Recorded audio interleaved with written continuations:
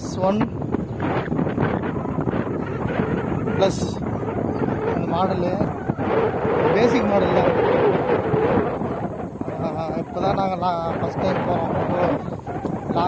லாங்கெலாம் சொல்ல முடியாது, கோயிலுக்கு போகிறோம்.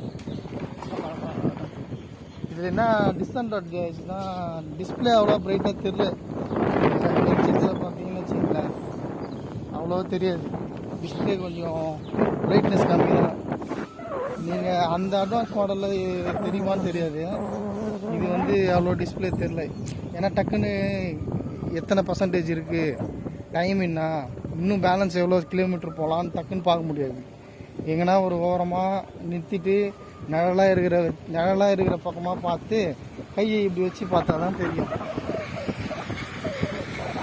அப்புறம் வேறு ஏதாச்சும் டவுட்னா நான் கமெண்ட் பண்ணுவேன்.